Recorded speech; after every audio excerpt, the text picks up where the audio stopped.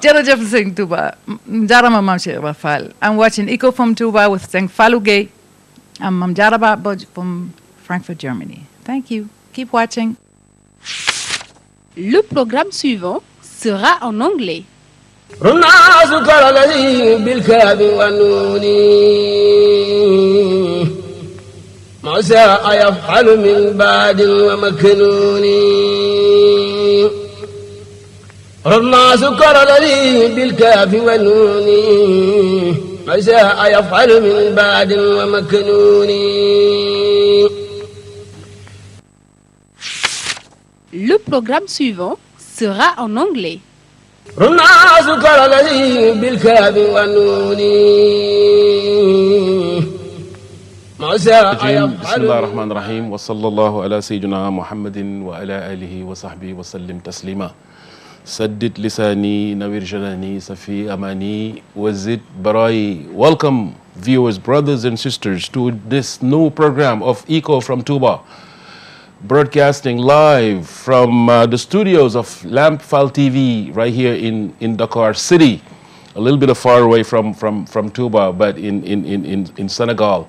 Before we start, we're going to wish a long life to the Khalif of the order, Sheikh Sidi al-Mukhtar al-Mbaki, wishing that all his goals be accomplished, finished by Allah subhanahu wa ta'ala, the mosque of Touba, the mosque in Dakar, and the university as well.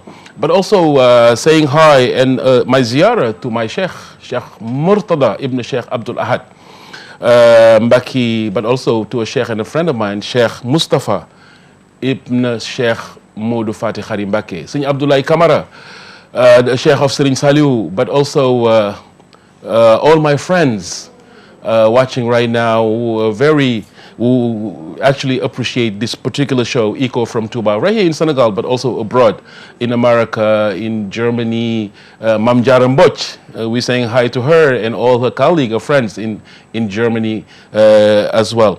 Today we have a particular program because we're going to be running a lecture that was done in America by a very famous professor, Mr. Eric Ross, who is a teacher in Kairouan in Morocco University, but who did a lecture in Boston University in Massachusetts. A very particular and nice lecture about our city of Touba. Our city of Touba, this particular attention from a foreigner, someone who doesn't live in Senegal, but who thought maybe presenting the urban conceptions of this particular city will help other people have some curiosity about this particular city that was created or founded by Sheikh Ahmadou Bamba. But having lectures around the world done for this particular city, you know, cities have amazed many people. Still, some books written about Lada city that was thought to be some exceptional cities. People thought that the concept of life they wanted will be held in those particular city. You can recall historic cities that never took place. For instance, like Babylon, like many other cities again that was conceptualized to make dream come true. But here in Senegal, in Africa, icon, a Sheikh Ahmadou Bamba stood up in 1887 and founded this particular city of Touba. And before, from the jump start, he wrote a book called Matlabul Fawzain. Matlabul Fawzain, to give out the prospects of that particular city, the quest for happiness in both worlds, he called it. And then he made dua he wanted, wishing, praying for its inhabitants, praying for whoever choose to live in Touba. But Touba was built to be similar to the concept of Touba that is described in the Quran, where Allah subhanahu wa ta'ala said, Inna alladhina amanu wa amilu salihat Touba lahum وحسن المحاب. And today, if you verify this particular city, well, the great mosque standing at the center.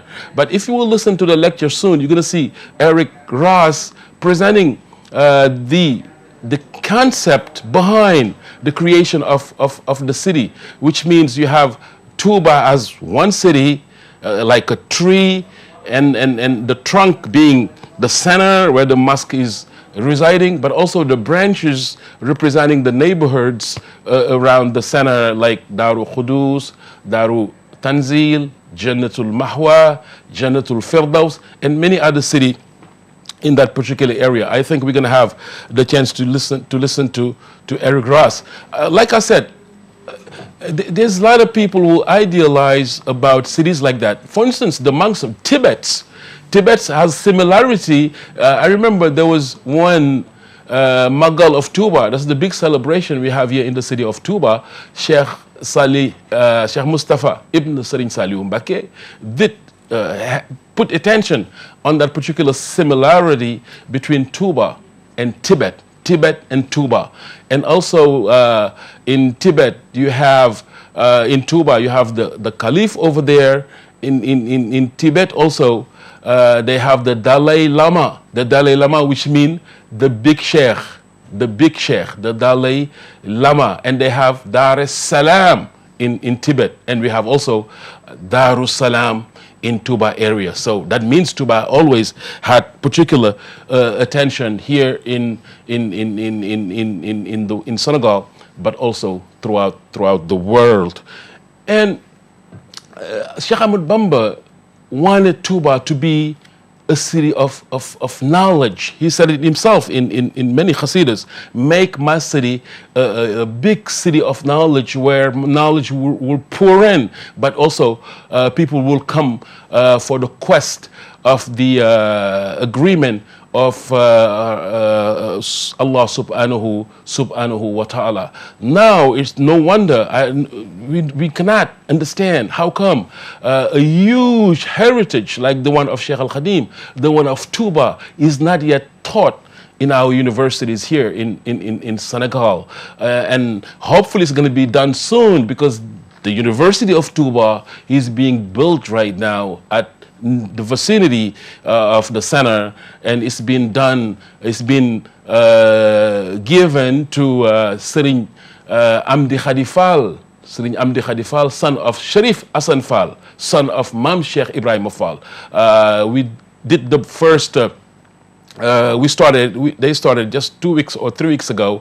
The foundation is about to be finished, and whoever wants to help, for instance, should really have contacts of that community, the Baifal community in this order, who started this particular university. Hopefully when it's finished, professors like Eric Ross, we're going to be listening soon, and many others will be coming and giving out their knowledge for a community that is already educated. This education is like one of the most important thing in our community. If you educate a person and you teach him, it's going to be benefiting for society.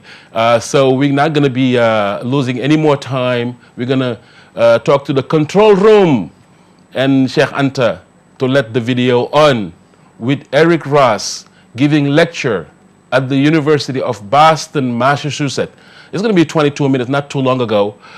So the control room, if you're ready, you can let the video on, inshallah. En anglais.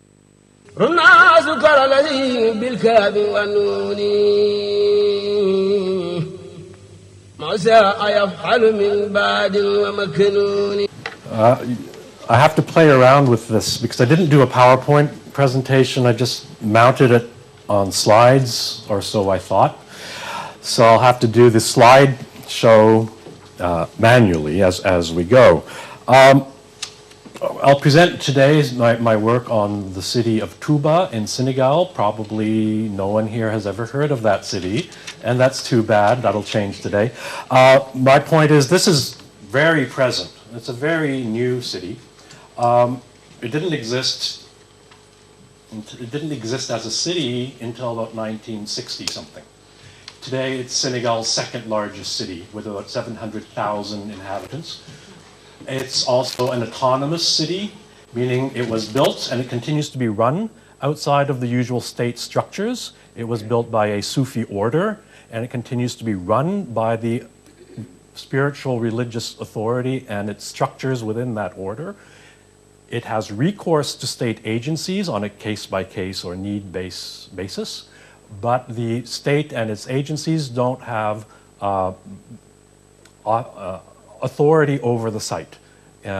This is actually what originally got me interested in this place when I was a master's student in urban geography. I've moved on since then. Okay, so it's a blessed city, and I use the term blessed instead of sacred so I don't get in trouble with some very strict understanding of what Islam is. So in Arabic, there is a difference between Quds and Baraka. By the way, your president's first name is Barak, which is the idea of blessedness and not sacrality or sacredness per se.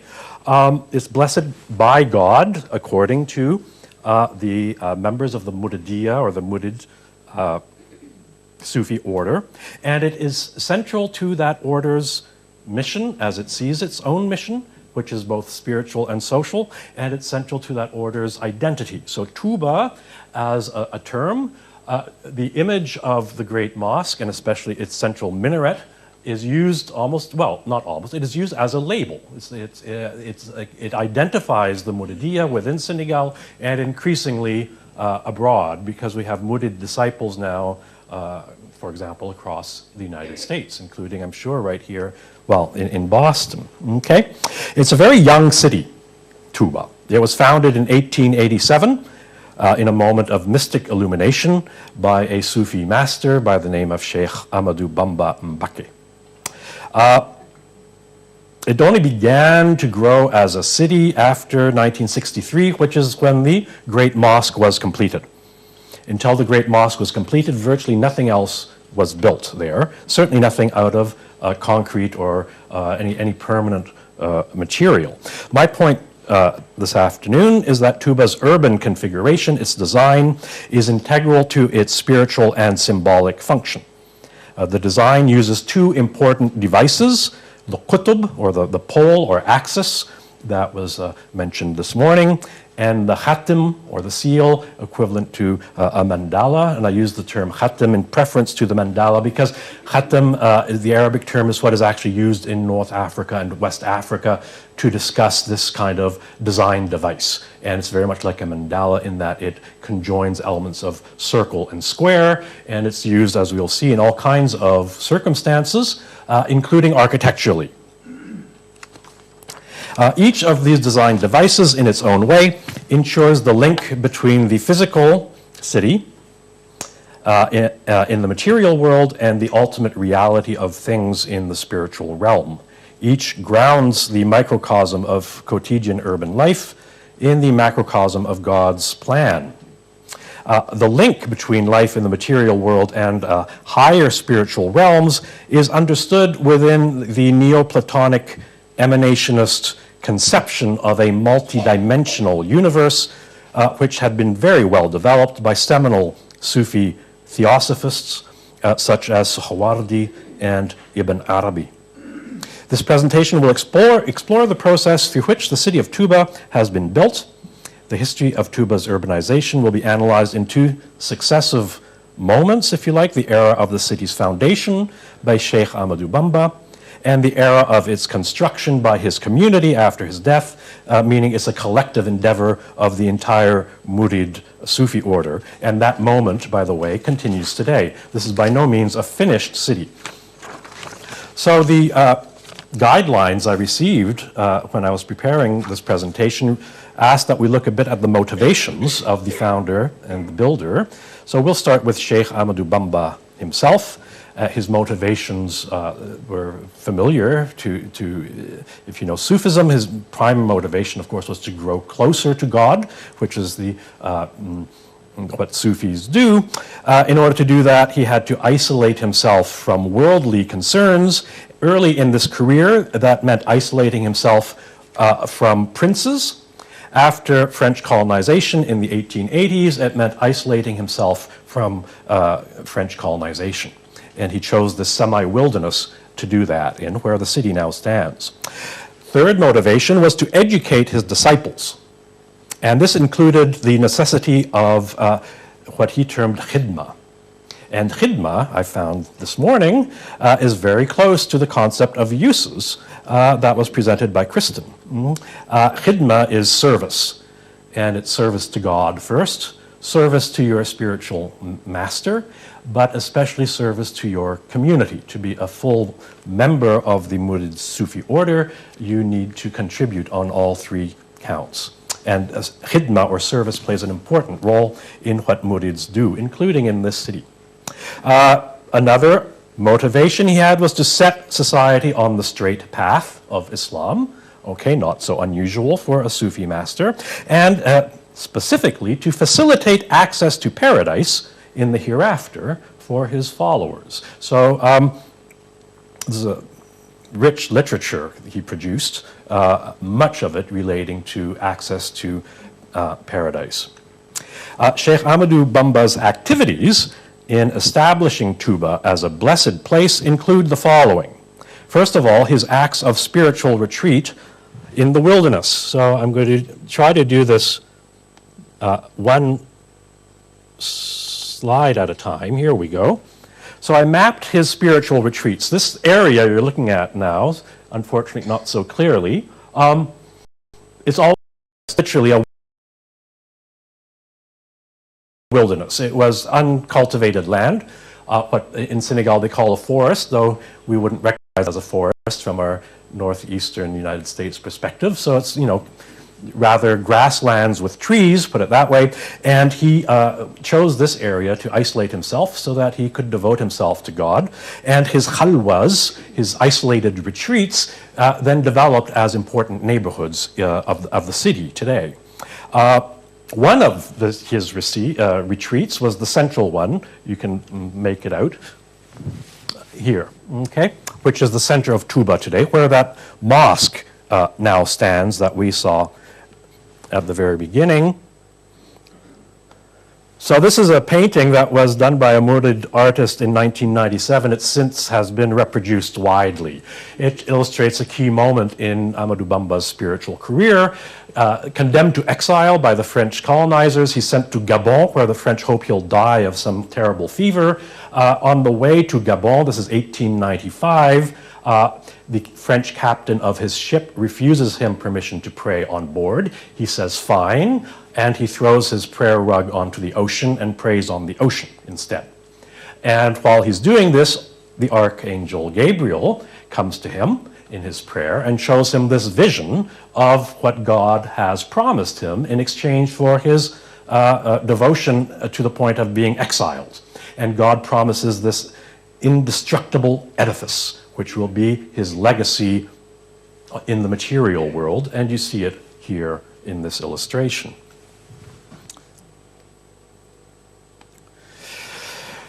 His second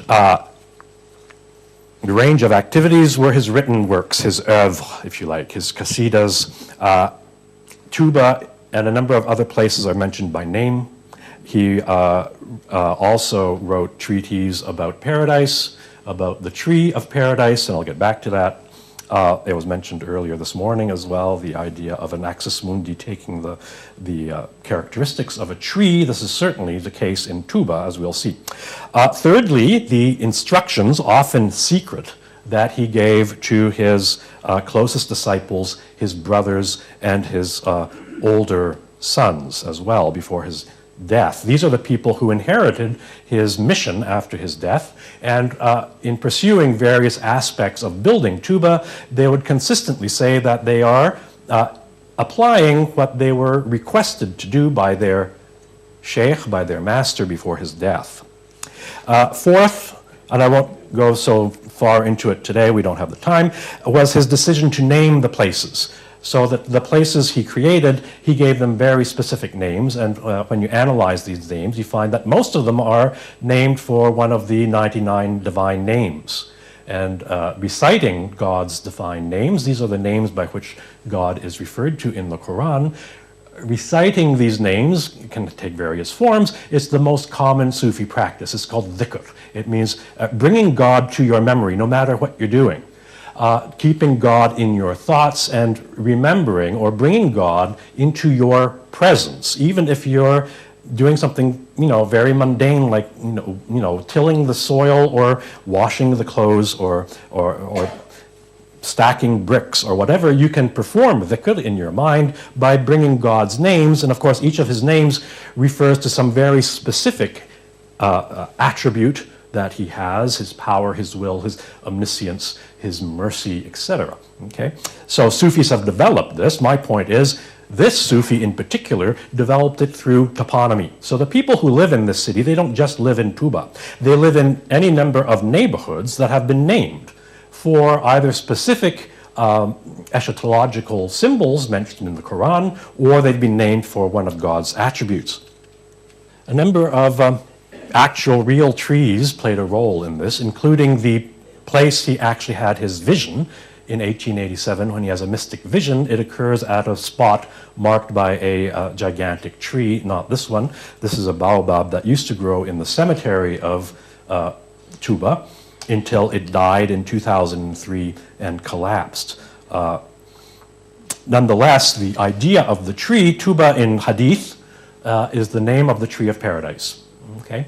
Touba occurs as a word in the Quran in a different context, but in the context of recompense in the hereafter for believers who stay on the straight path of Islam.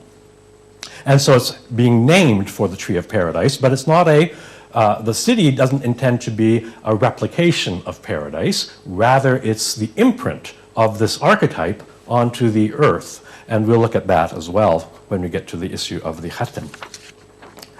First thing I would like to do, though, is discuss this idea of the cosmic pole, which we had that citation from Eliade earlier this morning. Certainly, Touba conforms to sacred space as Eliade defined it in that citation. I think it was, I forget who cited it this morning. Okay, thank you. Let's talk after. The city is intended as the imprint of this cosmic entity in this multidimensional universe, this entity which exists as an image or as a form, but has no materiality to it in the cosmic place where it exists. It acquires materiality in this world, not as a mosque or a building, but as the entire city. So the entire city is a materialization of Touba as it exists in the imaginal realm, and I use the word that Henri Corbin coined to, it's not quite imaginary with the sense that imaginary describes something that might not exist, but the imaginal which describes something that exists or that can be represented in the mind through an image, and this is certainly the case of Touba. The city is intended as a reflection or an imprint of the spiritual entity in the material world. And, well, I'll go to it right away. You're getting close to 5 minutes. Oh, no. Okay, I'll have to do this very, very rapidly. Let's do it this way. Okay, Professor Nader Ardalan yesterday's citation that all good architecture begins with a vision of the unmeasurable. This is how Touba fits between the spiritual plane and the earthly plane. It exists in various realms of reality in different ways. And this is my adaptation of Ibn Arabi's world tree, adapted to the experience of Sheikh Ahmadou Bamba in late 19th century Senegal, when he establishes his city as a earthly manifestation of a cosmic axis that goes not just to the Sidratul Muntaha, which is the furthest extremity of the God's created universe, the closest possible place to God that a human can get, at least without dying, but it also extends to the depths, and of course the two extremities end up being the same place, all the way to the fish that upholds the world at the bottom of the axis. When he died, none of this existed yet, except as a project. His descendants built it. And let me go again rapidly, if I only have 5 minutes left. No one but myself to blame. There we go. Rapidly, how does this city work as a kutub and as a khatam? As a kutub, or an axis, a cosmic axis or pole, it does take architectural form. This is an 87-meter high minaret, by far the tallest structure anywhere around, and Senegal is as flat as Kansas. I can attest to that. And so you can see this from literally 20 kilometers away. And of course, when it was built in 1963, it stood in the middle of endless fields of millet. Today, it's at the center of this spiritual metropolis. So the city has grown around this particular mosque with its minaret. The city has a radial plan. This was established in 1958. Just as the mosque was finishing, the construction of the mosque was coming to an end, the Caliph of the Murid decided to start ordering the city around it. He asked his nephew to come up with this plan with the radial arteries coming towards the mosque, and then this grid, the grid already existed, this grid of residential streets around it. This is the characteristic of Touba's urban design. So the radial arteries converging on the mosque was a decision taken in 1958. And we have to go 20 years later. 20 years later, a second important planning decision is taken to encircle Touba with this rocade, this ring road. Okay? And my point is, and I'll be rapid, except that's 1 minute. Okay? This is not a planned city. The plan, there was no blueprint for this city. It grew over several generations through planning decisions that were taken by the spiritual masters that continue to manage the affairs of the order in conjunction with Murid disciples who happen to be architects and engineers and bureaucrats of state government agencies in the provincial capital of Diourbel, 40 kilometers away. So every time the Murid leadership in Touba needs something done, they will call in one of these civil servants who technically they serve the state, but their khidma also means that they serve God and they serve their community, and they don't see any contradiction in this service. Nor do they see a contradiction in what they do as engineers and architects, meaning working with matter, and the spiritual understanding of how this matter fits in a multidimensional world that they inhabit. So rather than a master plan for the city, what you have is a common understanding of what the universe is like and what this city is supposed to become. Because building Touba, it's a process, and everyone is supposed to contribute in some way. Nonetheless, this ring road created what is termed a khatim, and I'm sorry I can't do this rapidly. Again, I thank Nader for I got this from, it's adapted from your Sufi book. I replaced the Persian architecture with Moroccan architecture, but it's the same principle. You have here the sphere of the Kuba or the dome sitting on a very cubic mausoleum. This is Sidi Ahmed bin Ali, or is it Sidi Ali bin Ahmed? No one was quite sure when I visited this site, okay, but it's really a very typical type of tomb in rural Morocco, and you see the relationship of this khatim in architectural form and the transcendence that it represents. Oh, okay, rapidly. In West Africa, in Senegal in particular, you probably won't recognize this as a mosque. This is a mosque. It looks round. It's not really round. The prayer room is strictly square, and it sits under conical roof. That's thatch.